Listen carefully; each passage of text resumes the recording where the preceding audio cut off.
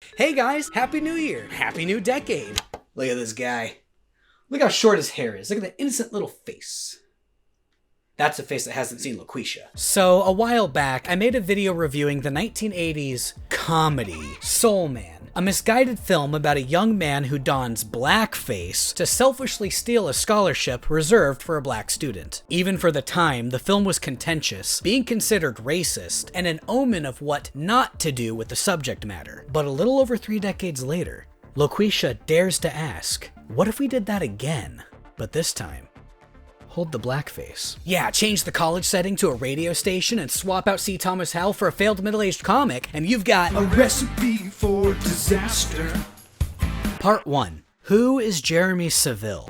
As far as I can tell, director Jeremy Saville, probably no relation to Dave and his singing chipmunks, is a filmmaker and comedian whose biggest credits include Husband on Modern Family and Gay Man 2 in Invest to Impress. Damn, he wasn't even good enough to be Gay Man 1? Hey, he's got more IMDb credits than I do, so who am I to judge?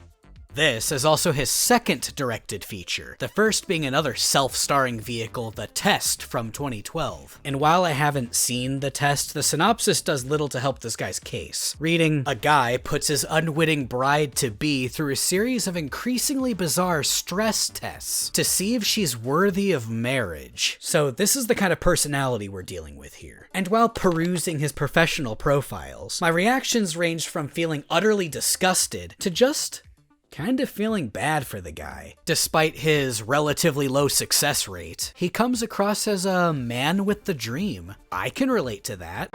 On the other hand, he made Loqueesha, so how bad can I reasonably feel? I didn't even know about Saville's existence until about 2018, when one of my friends showed us the trailer while I was gathering reactions for the aforementioned Soul Man review, shameless plug. We watched the trailer, laughed at its out-of-touch racist absurdity. So what'd you think? No!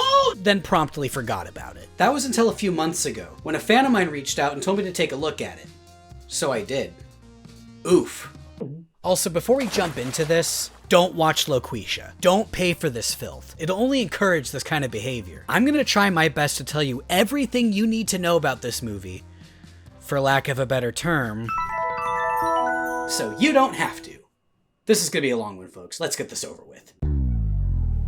Oh good, the movie and I are on the same page, as it just kinda starts with not even a studio logo. But who am I kidding? Who would distribute this? So after some B-roll of Detroit, changing fonts between credits, and a jerky drone establishing shot of Barney's bar, we're introduced to the film's very own Tommy Wiseau, Joe the bartender, portrayed by writer-director-producer Jeremy Saville. I gotta pretend to be someone I'm not for 8 hours a day, and by the time I'm done, you don't even know who you are anymore. Wow, what a hackneyed way to shove the film's thesis into our face. And speaking of hackneyed shoving, remember to toss this video a like and smash that subscribe button. And don't forget to ring that bell so you don't miss out on any of my future uploads. Am I a real YouTuber yet, Mommy Susan? And the dialogue only gets clumsier. Might just be a lowly barkeep, but I always say I gotta be me. Otherwise, who else is gonna do it? I'm sorry, but how is be yourself applicable to this guy's situation? But I guess the movie wants me to think this is what he needed to hear, setting up Joe's character as a giver of prudent, life-changing advice. Everyone bites the dust. The problem is his advice is, at best, cliché, and at worst, harmful, ignorant, and obvious. Emphasis on obvious, like this foreshadowing. What's your secret? I'm really just talking to myself.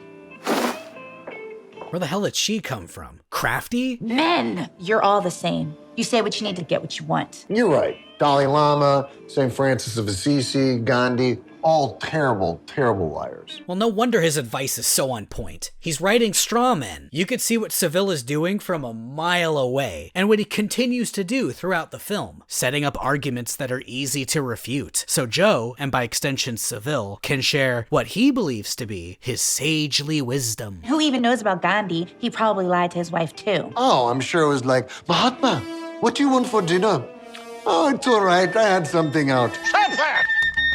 Oh, we're already jumping into the racist caricatures, huh? Fuck, at least Soul Man had the decency to wait 18 minutes before we got to the blackface. Starting early, I see. We haven't even gotten to the Loqueesha shit yet. So this is Rachel, and she goes on about how her boyfriend, and in her opinion, all men, lie and cannot be trusted. Though if we're judging by the men in this movie, she's right. You're a fucking idiot. You want your guy to tame the truthless tongue? Stop indulging him. If you're gonna play enabler, you're just as guilty as he is. Actually, you're worse. Our protagonist, guys. What charming behavior. At least, that's what we're supposed to be taking from this. Feeling vindicated by his hard truth, I tell it like it is attitude. But this is tame compared to the blunders we hear later. You want another? You trying to get me drunk? No.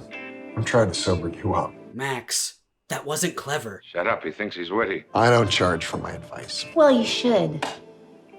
Because it was amazing. After Saville validates himself by this exchange, Rachel exits again through the curtains. Why?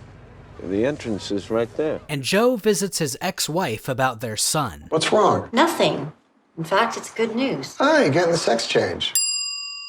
Jason's gifted. Could have told you that. You know, it's not my job to tell you what to do anymore, but it is my job to take care of our son. We need to get the money for this school. $13,000 a semester? Wait, firstly, if it's your job to take care of your son, why does Joe have to get the money? Couldn't you split tuition? And secondly, part 2, this guy can't write women. Saville writes every woman in the script as a nagging 1950s housewife who needs a man to keep their heads on straight, while paradoxically also writing them as radical feminist strawmen. Like, think Wilma Flintstone meets your stereotypical misandrist YouTuber, and you've got Saville's archetypical lady. Also, can we talk about how this film's setup is eerily similar to Soul Man? Both movies revolve around a character emulating a black person in order to get money for school. Are there really no other plots for this concept? But we'll get there. First, Rachel has to kickstart the plot, returning to thank Joe for his terrible advice, and give him this want ad that, I'm guessing, came out of a fortune cookie? It's perfect. The most qualified black applicant, you idiot. Joe initially turns down Rachel's idea, but after a brief interplay scene with his nagging ex, You need to stop trying and just do it. he and Rachel begin to record an audition for a potential show. Welcome to the Joe Show. It sounds like you're forcing it. Well, I am. It's a contrived situation. You're making shit up, so I'm self-conscious about sounding like an asshole. No need to feel self-conscious. You do sound like an asshole. A pretentious asshole. This film is littered with one of my biggest pet peeves in screenwriting. Part 3, clever writing. I hate when characters are written with the same voice. Think like the quippy, quick-witted characters written by Joss Whedon, Stephen Moffat, or the team behind Ted Lasso. That one's for you, Daniel. Where the characters aren't characters. Rather, they're mouthpieces for the writer to express to the audience how clever they are. And Jeremy Saville thinks he's so fucking clever. But he's not. He's a knockoff Norm Macdonald without the snark, wit, and charm. Ridiculous. Completely ridiculous. I would say he's scared because he works very hard to be authentic. I mean, he doesn't want artifice to intrude on that. Next thing you know, all that hard-fought wisdom he's accrued by rigorous self-examination and strives to satisfy a fickle public opinion, because I'm just focused on being a conduit of truth. Accrued. Fickle public opinion. Conduit of truth. Fucking genius. Sentenced to relative irrelevancy. Who talks like this? The script reads like it was written by the theater kid who peaked in community college. Obviously, their submission is rejected considering the plot when... business. That's why your man got me taking care of it for him, okay? You go, girl. Racism aside, I'm getting Birdemic flashbacks, which is the fucking worst. If I was a black woman, I'd be perfect. Stop all that noise. Live with Loqueesha. Hey, Loqueesha. My name's Ted. Ted rhymes with dead. You sound dead inside. Never mind. That's the fucking worst. Shit, the Soul Man reveal was better than this. Here, it's just an abrupt cut to a montage of Joe recording himself being racist. I am the lion, you are the witch, and it's time for you to come out of the wardrobe. This could actually work. Yeah, it's called a minstrel show. After that barrage of bigotry, Joe submits this abomination and anxiously awaits a response. Glad to see you're working so hard, Joe. I got a smartphone. I'm sorry, what? I got a smartphone. But you said you hated smartphones. I'm pretty sure that ADR just gave me a brain aneurysm. Part 4. The audio is atrocious. This was a piss-poor example of what's known as Automated Dialogue Replacement, or ADR for short. It's a fairly common practice in most forms of media, where dialogue is replaced in post for a variety of reasons. Most times, it's hardly noticeable, if at all. Hell, I've done it multiple times for my videos. But this might be the worst I've ever heard in a movie. My guess is that Saville said iPhone on set, grew concerned over copyright, then crappily dubbed it over later. But he name drops Facebook and fucking Disney later in the movie, so why is he so concerned about Apple? Maybe it's because Apple doesn't allow movie villains to use the iPhone, which means Joe is secretly the villain. Big brain logic here. Continuing on about the sound, remember those scenes with the ex-wife at the door? You can literally hear the sound cutting out after every line, similar to the aforementioned dreadful Birdemic. Well, schools aren't cheap. I'm well aware. Anyway, after a berating from yet another nagging female character, the radio station reaches out to Loqueesha for an interview. Having doubts, Joe discusses his dichotomy with a drunk patron, who I swear was only cast to make not Norm Macdonald here look like a better actor. Now they want to meet me. Well, that's great. But they think I'm somebody else. Aren't we all to some degree? Holy shit. What am I gonna do? Wear a dress? I think you'd look beautiful in a dress. What about a black woman? I like a little bit of brown sugar myself, to be quite honest.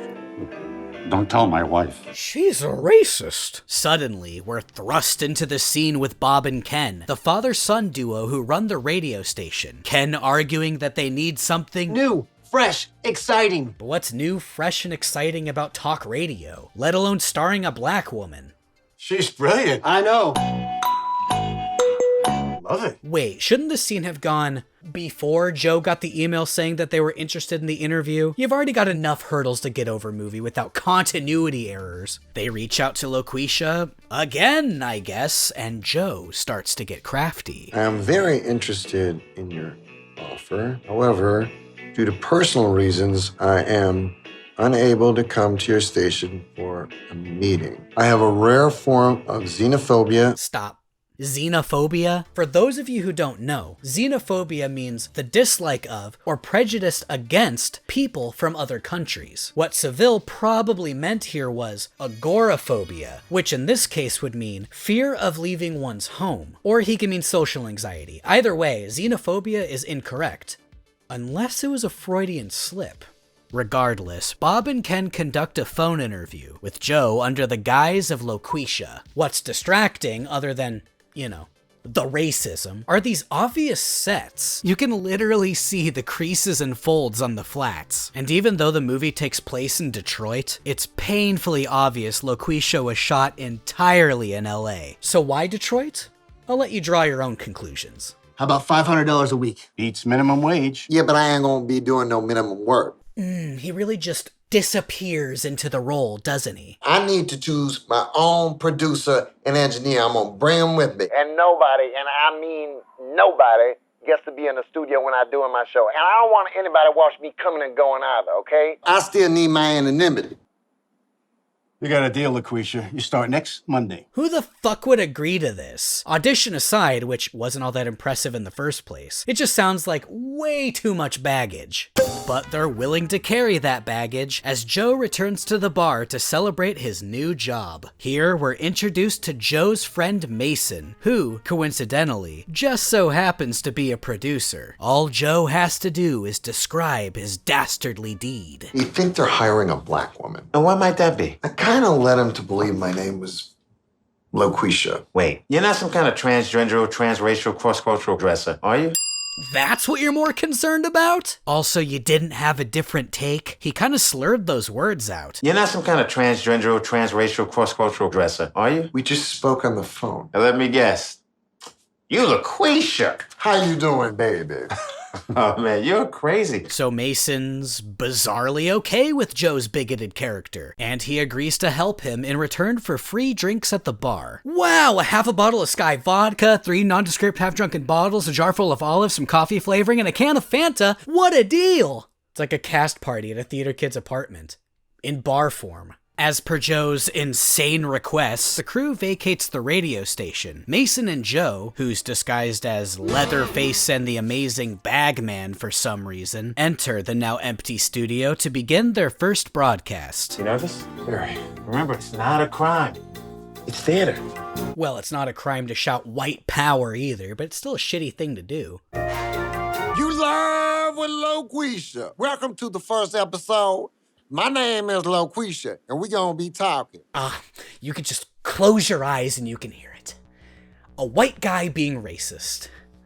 Unreal. Even more unreal is that, in current year, there's enough interest in late-night talk radio for a slew of people to call in and initiate a montage of Loqueesha giving the same dull advice that Joe is spitting earlier. Except this time, he's being racist. And I know I've been using that word a lot, racist, but having to watch it a few times for this review, I gotta be honest, I'm just so numb to it. It's still bad and wrong, but it's hard to continue to be shocked by this movie. Even this obvious blooper doesn't faze me. Get yourself some coochie, all right, Tim? Loqueesha sent you. Well done. Thank you. I don't know what I'm more impressed by, you as a black woman or your therapy techniques. I know. Oh, I guess we're pulling a Rise of Skywalker and moving past that bullshit assessment as quickly as possible. Smash cut to another montage, don't give him time to think about it. Regardless of reality, the show becomes an instant hit, with listeners all over Detroit, California falling for the ruse of Loqueesha. You white people so afraid to say what's on your mind. You like slaves to what other people think. After all these years, white people are the slaves. I'll take jokes you didn't earn for too fucking much, Alex. Well, if you know what it's called, then get busy, girlfriend. Get some. This poor actress. She probably has no idea what she's reacting to. Yeah, laugh and just be charmed by what you're hearing. And, action. She's gonna look so fucking racist, she doesn't have a clue.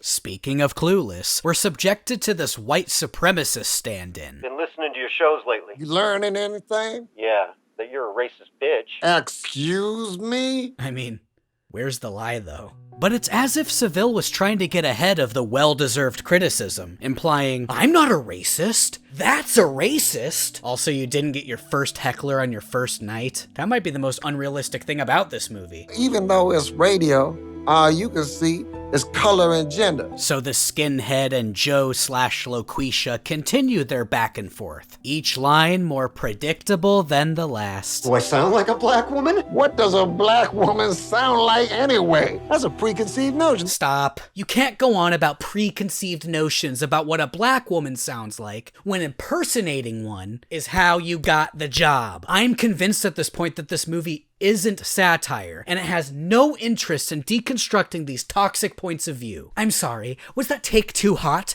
I wouldn't want to burn down your straw man. Anyway, Loqueesha is able to deduce that the skinhead is recently unemployed. You didn't need that job. You can't suit you anyway. How do you know? Did it? Not really. I was pretty miserable. I hated my boss. He was black. That was the character saying it, not me. Just don't... I have figured out how to do something that you have yet to. Like what? Something I love. Next caller. Got him. White man conquers racism. Got him. Loqueesha's dubious success is covered by yet another dead form of media, giving us Spider-Man 1-esque testimonials. She's like the new Freud of the airwaves. It's her direct, no-nonsense style that appeals to me. Some kind of freaky little something I could do. But I think it would probably go a little bit more like this. Wow, that's really fucking racist. Wait a minute. Isn't this where they filmed it? Oh, yeah, it's right here. This continued triumph prompts Bob and Ken to move Loqueesha to drive time, or as Ken so elegantly puts it, take her out of the radio ghetto. Don't say that. Also, even after this plot point is brought up, every subsequent Loqueesha show still takes place during the original 11 to 2 time slot. And even though they take it, Mason has some concerns about concealing Loqueesha's true identity. Drive time is huge. You're already getting media coverage from a midnight show with limited access to listeners who've mostly forgotten about terrestrial radio broadcasts. What are you, broadcasting to aliens? Well, that would explain why the world is stupid enough to think that Joe's a black woman. You know how teachers emphasize the importance of not product placement, no. You know how teachers emphasize the importance of comma placement? This movie's an example of the importance of enunciation. Too bad we can't dress you up to look like her. You know, like in Mrs. Doubtfire or Big Mama's House, those Tyler Perry movies. Soul Man, the jazz singer, Chris Chan, the list goes on and on. Worried they'll get caught, they host auditions for actresses to portray Loqueesha for public appearances. But wait, wouldn't posting this audition ensure they'd get caught? Whatever. What follows is a bevy of terrible tryouts that are supposed to, I'm assuming, elicit a chuckle. You're live with Loqueesha. When you said you was looking for a Loqueesha type, I nearly fell out of my chair because I am your girl. When I'm on the bus, I listen to her on my iPhone. Hey, don't you mean smartphone? Renee Michelle, like Obama. One of my other role models. But you know what? I'm just gonna be honest with you. Loqueesha feels a little bit more real to me. Not make it a movie. Broadway show? Cause I can sing and dance like a motherfucker. I can even write a show tune. You wanna hear? How about Hello Caller? Hello, Caller, what's the deal? You know, none of this is even remotely funny, but at least she's making choices. She's the best part of this movie so far. And obviously she gets the part, as this poor actress's face is plastered over every poster for this turd, as Jesus Christ. Also, I have to reiterate that not a single person notices that she sounds nothing like the Loqueesha on the radio. With a face to the voice, Loqueesha's popularity skyrockets as... Wait, what the fuck? Okay, I know this is an editing error, but now, within the context of the film, Joe has a doppelganger named Jeremy Saville. That's some David Lynch level shit right there. Something reminded me of a David Lynch film, and I just got so excited I farted. With Loqueesha's success means Joe's success, and he delivers his son's tuition money to his pesky exie. Where did you get this? I stole it. Really? Where did you get this, Joe? I got another job. This crappy comedy music sounds almost as bad as the Aquaman soundtrack. Why don't you look around? We are lost. You see that over there? Hey, what is that? Nada. This place is a wasteland.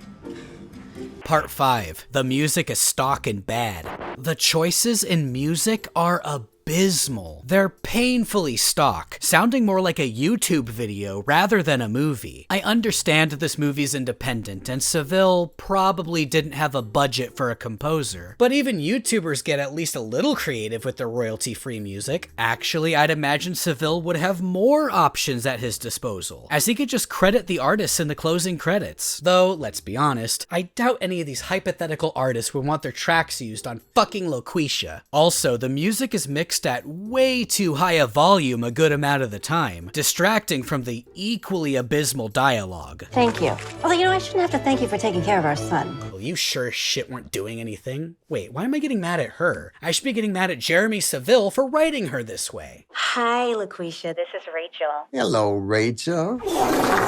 I broke up with my boyfriend for real this time, and I'm just realizing that I have strong feelings. For the guy who reminds you of me. I'm gonna level with you all.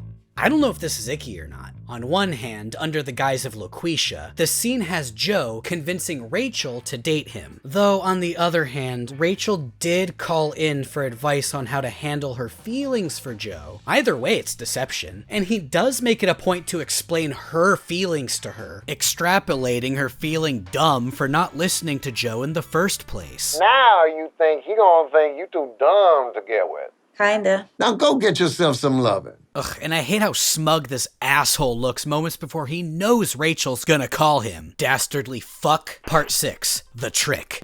You notice something about the best friend, the love interest, and the accomplice?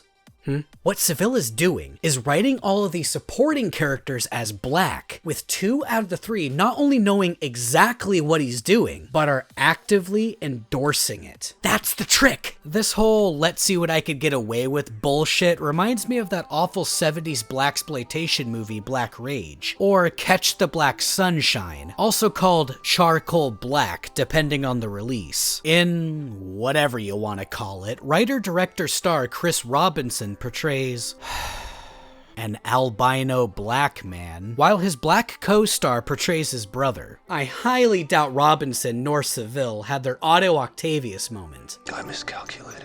These poor actors. They're just trying to get something on their resume. I decided this is icky. Well, maybe not as icky as this. Oh, you don't know Joe. Damn, that feels good, girl. Yeah, that's where this is going. Get some!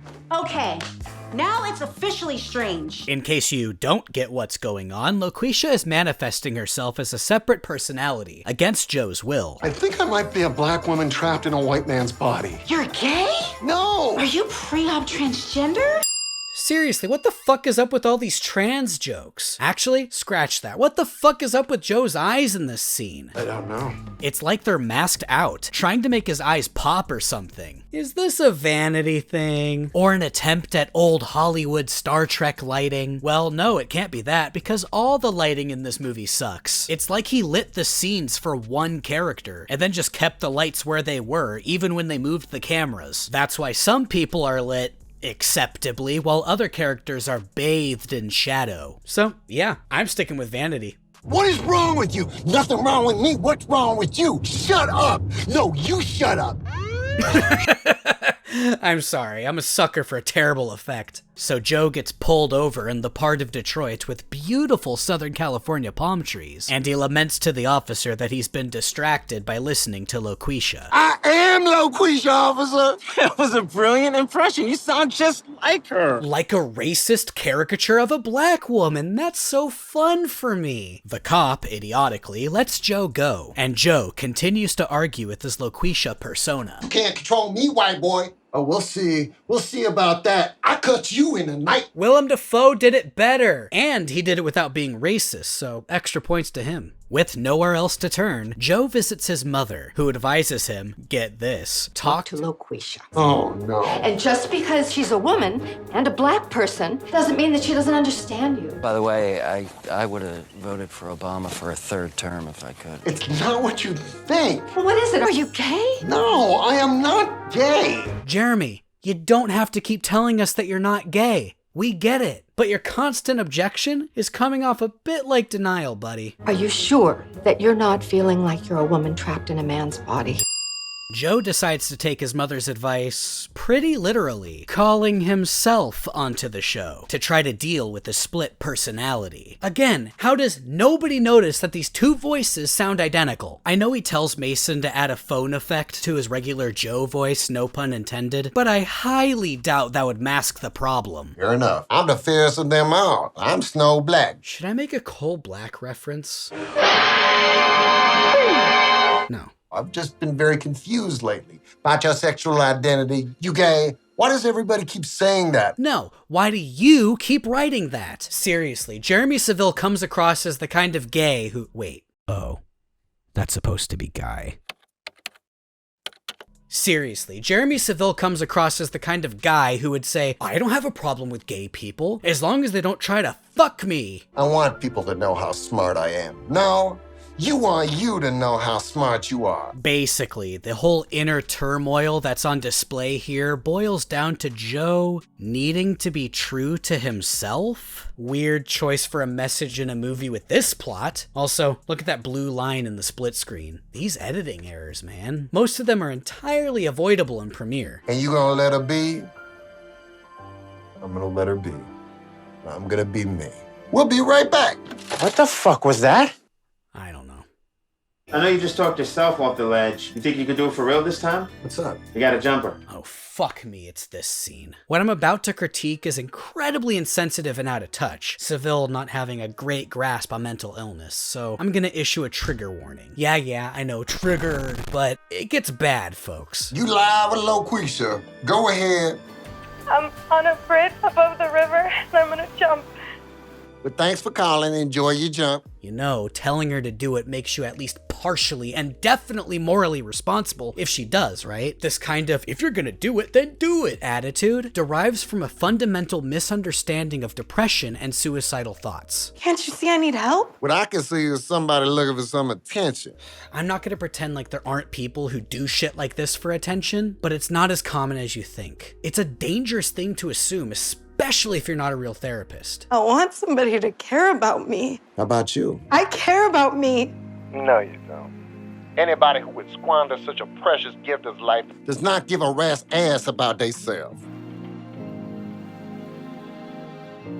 Instead of sounding like a broken record about this dangerous depiction of depression, can we talk about this appalling green screen effect? She's literally floating on the bridge. Also, that fall wouldn't kill her. You already have her on a green screen. Green screen her on a bigger bridge. So Loqueesha's ludicrous advice is for Doris to go to Paris to alleviate her depression, not taking into account that she might not be able to afford it, before saying jumping off the Eiffel Tower would be more memorable than plunging to her death off a bridge in Detroit. I would fling myself from the top of the Eiffel Tower. Jumping off a bridge in Detroit is forgettable, not to mention stupid. Wow.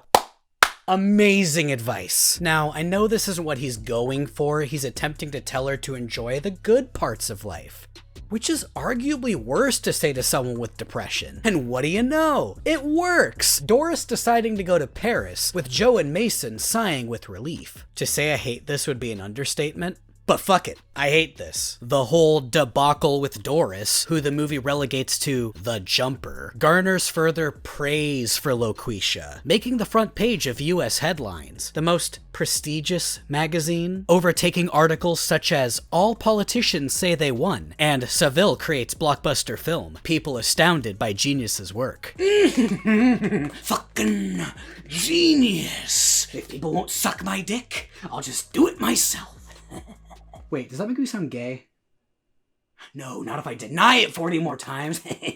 The movie plunges even further into fantasy, as Joe receives a job offer from Oprah herself. Homie, this is a scam. But the fantastical elements don't stop there, because Joe turns down Oprah's offer, fearing it would jeopardize their operation, much to the behest of Mason and Renee Michelle. Are you out of your motherfucking mind? What the hell are you doing here? Then, despite the filmmaker's intent, Renee Michelle starts spitting some truth. You might not be an individual identity thief, but you're a cultural identity thief. You done stole an entire culture's identity, not to mention the genders, and co-opted it for your own little charade. I mean, where's the lie, though? I think I said that already. Payback.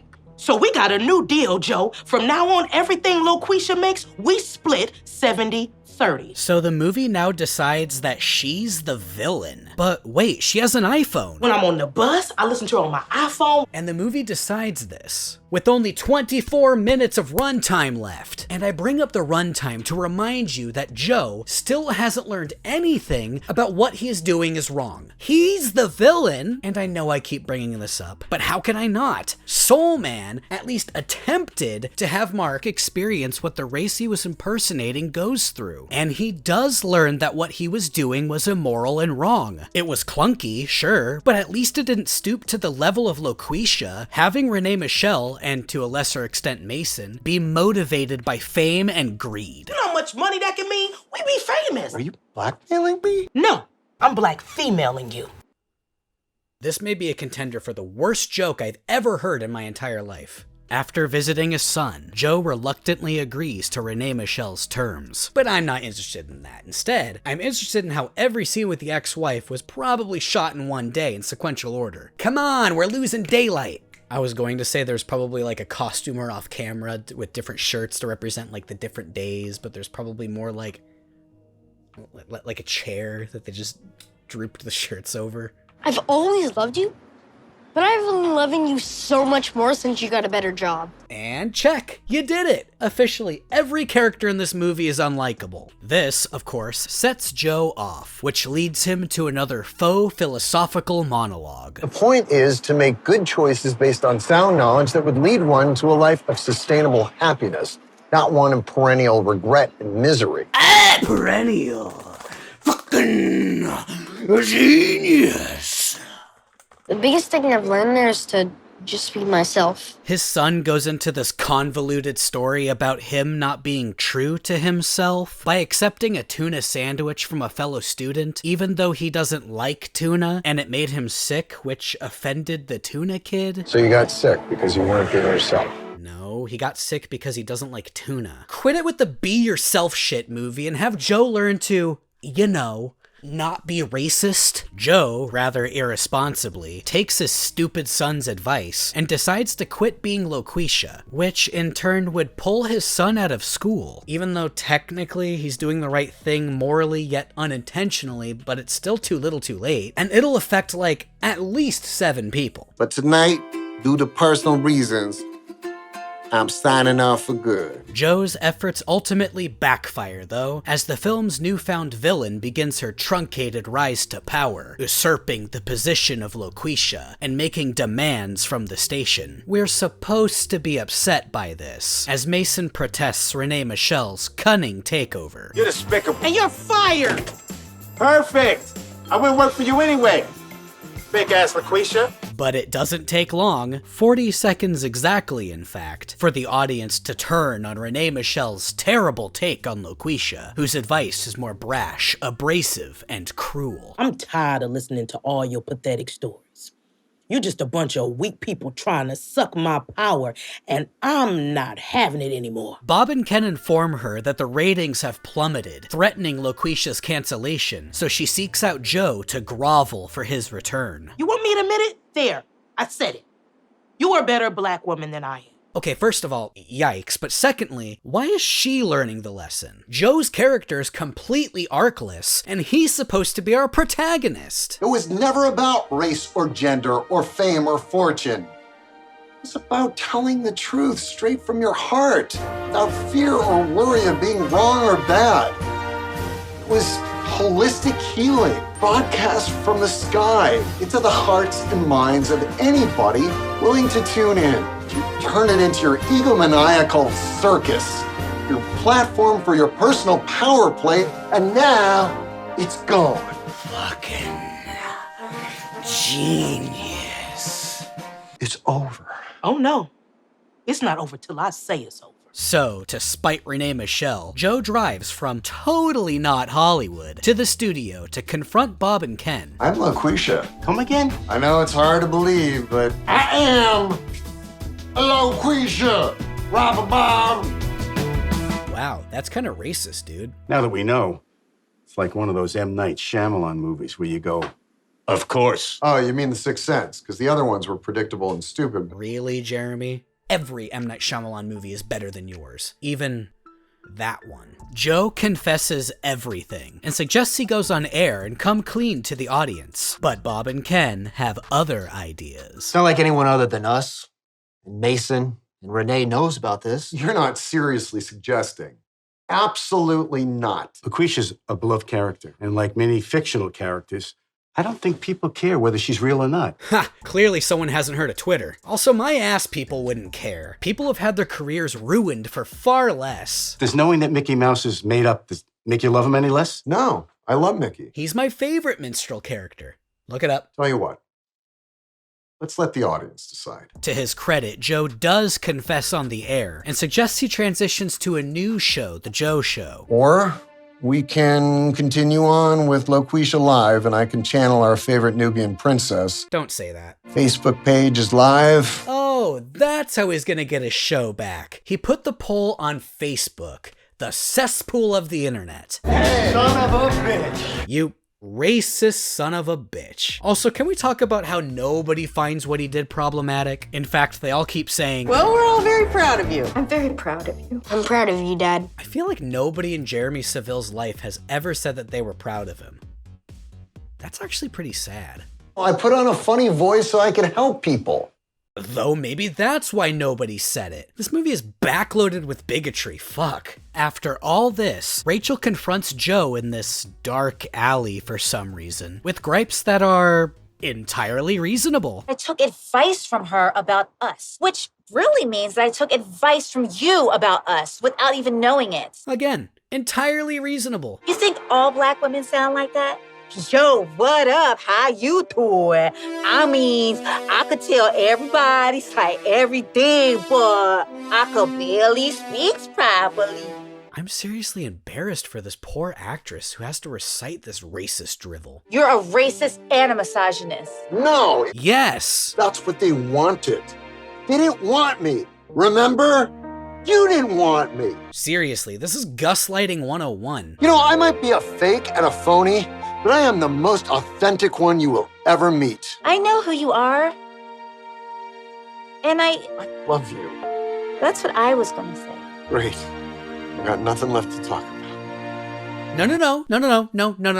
No. Number one, you have plenty more to talk about. And two, gross. You could do way better than him. And no, why is he being rewarded? Oh, right. The next morning, Ken informs Joe that 20% voted against Joe's return to the airwaves. 40% voted for Loqueesha. So that means... It's a tie. I don't know what I expected. So Dollar Store Norm here gets 2 shows. One as himself, the other, well... What's your problem?